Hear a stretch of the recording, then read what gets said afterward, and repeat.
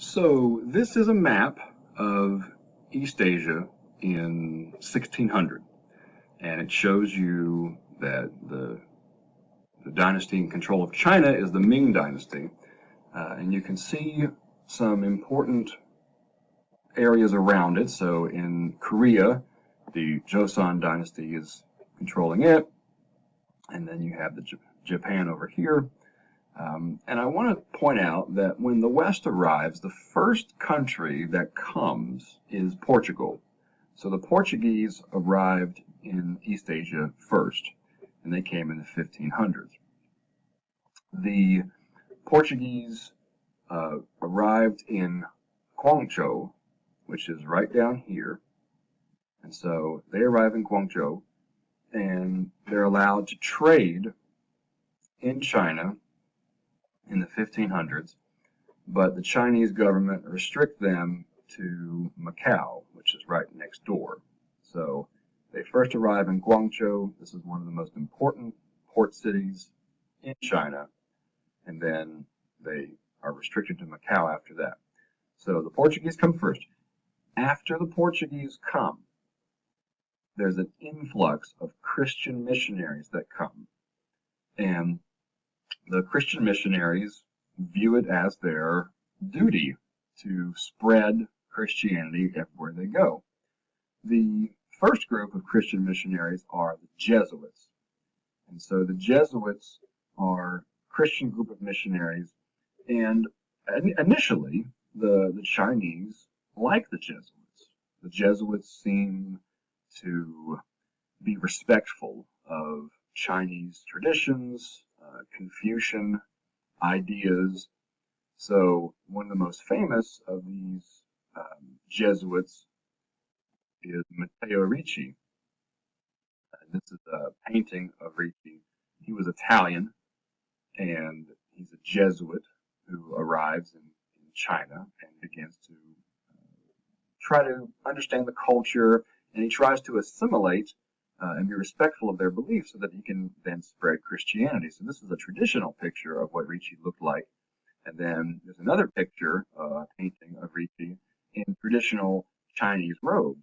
And the point here is that the Jesuits, more than any other Christian group, tended to be respectful of Chinese culture and traditions. And you can see this image really symbolizes that. Ricci is dressed as if he's someone living in China. So the Jesuits come, but it didn't take long for other groups of Christian missionaries to come, and they were nowhere near as tolerant as the Jesuits regarding Chinese traditions and cultures. So you can see that if I go back on the map to this part of the world, the Portuguese come first, and then the Jesuits, and then other Christian missionaries. The Franciscans, the Dominicans, those are all different Catholic orders. They start coming in the 1630s. They're just not tolerant of Confucianism and Chinese culture and traditions, and their goal is to make sure everyone there knows what they should believe that Christianity teaches. They want everyone to know Christian beliefs, and so that's what they're focusing on. And what happens is the Chinese emperor declares Christianity a heterodox sect, which is it challenges official authority. So by calling Christianity a heterodox sect, that means that it's one that it's a belief system that challenges official authority in the emperor.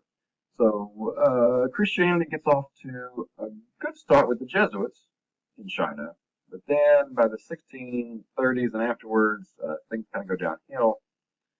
That's in China. Now in Japan, the Portuguese arrive first. Of all the European powers, the Portuguese come first, and the Jesuits come in to Japan. But it's interesting, the difference here. The Jesuits had some moderate success in China. The Jesuits were able to work for the emperor. The Jesuits were they were really interested in and educated in astronomy. And so the Jesuits were actually working in the emperor's court in China to understand astronomy and teach astronomy to the emperor, teach him about the stars. So the Jesuits had some success in China, but in Japan, the Japanese were not really excited about the influx of Christian missionaries, and so um, by the 1590s, the Japanese tried to cut off Christian missionary work, and then by 1614 they try to just get rid of the Christians who are in Japan. So Japanese were not thrilled with these Christian missionaries.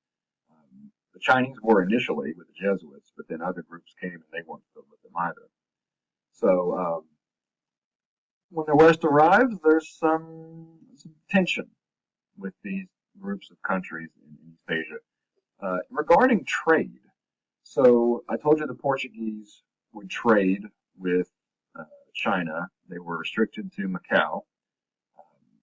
The so in China, the Portuguese have a permanent presence in Macau.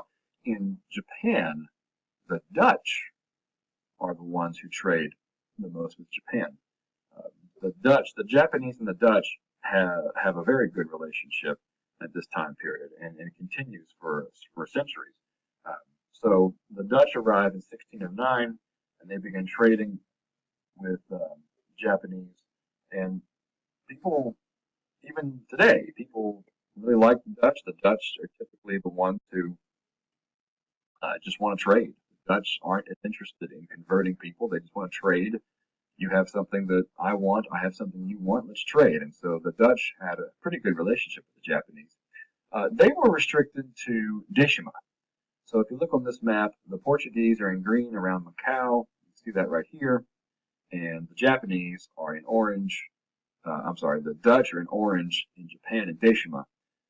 So even though the Dutch and the Japanese had a good trading relationship, I do want to take a minute to point out that Deshima is an interesting example because Deshima was a man-made island that existed in Japan near Nagasaki.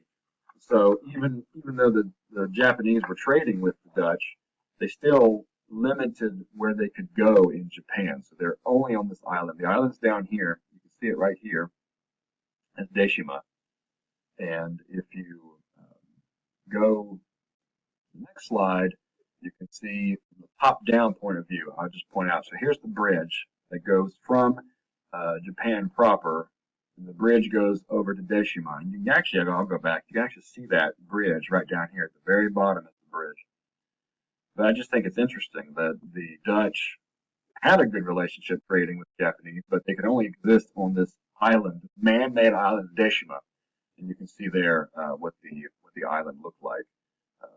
So that is regarding the trade that existed in East Asia. The Koreans, Korea is referred to as the Hermit Kingdom. The Koreans really didn't want a lot of interaction with the West. They didn't want a whole lot of interaction with China or Japan either. And so throughout this period before 1800, the Koreans were sort of secluded. They did still trade some, but not as much as like China or Japan. And so this next map that I have shows what the world looked like in 1700.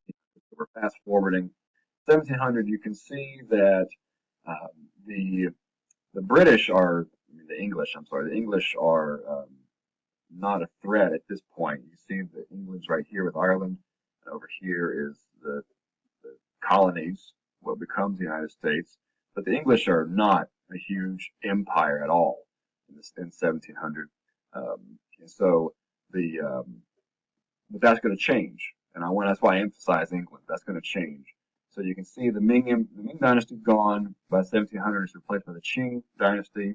You can see the Qing dynasty. You can also see, I'll zoom in, you can see the Qing dynasty. Next to that's the Joseon dynasty in Korea. Japan has the Tokugawa shogunate. And so the the the trade relationships are going to start changing as we get closer to the 1800s. And I want to emphasize this as we get ready to talk more about trade between East Asia and the West. It becomes a point of contention, and wars are going to start over the issue of trade. So the English really, really, really wanted to trade more with the Chinese. And the Chinese said, well, you don't have anything we want. So the English kept getting silk and tea from the Chinese. And the Chinese said, you have nothing we want. Just give us silver. And so by the early 1800s, all of this silver that the English are mining in the New World, in the quote New World, the silver is going to China, and China possesses a lot of the world's silver in the early 1800s. And so, what happens in the late 1700s? The English send a group led by Lord Macartney, who's an English gentleman. Lord Macartney is leading this trade expedition into China, and his goal is to open trade relations, formal relations with China. And I want to show you this drawing. Now, this drawing is what we call satire or a caricature, because the artist who drew this was trying to imagine what that encounter would look like if the English with Lord Macartney arrived. What would how would they be received by the Chinese? How would the Chinese treat them? And so I want you to see Lord Macartney arrives, and I just want you to see that Lord Macartney is in the front center. He's kneeling, okay? And this artist is drawing this in such a way that the English are standing there with their powdered wigs on, and they're wanting to trade with the Chinese. And the Chinese look completely disinterested. They look like they don't care. And you can see the Chinese here smoking, and he's just blowing the smoke over towards the English. The men behind him are just standing there. One man's holding a sword. So the English have a very different kind of look on their faces. This gentleman here looks a little bit startled, as does this one. These two gentlemen right here. And they're not bringing things that the Chinese want based on this artist's depiction. So you can see the kinds of trinkets and toys and gadgets and things that the English are trying to trade with the Chinese, and the Chinese just don't care. But this is going to become a major point of contention. This is going to lead to war with later the British and the Chinese. And so that's what we're going to start talking about very soon with trade relationships between China and the rest of the world, and particularly right at the end of the 1700s and beginning of the 1800s, it's going to be China and Great Britain that are going to have some problems. Make sure that you are reading the primary sources that focus on the trade relationships, and especially the two edicts from the Qianlong Emperor. Those are really insightful to help explain Chinese reaction to this trade mission that the British send to China. So that's all I've got. I will see you online and in class.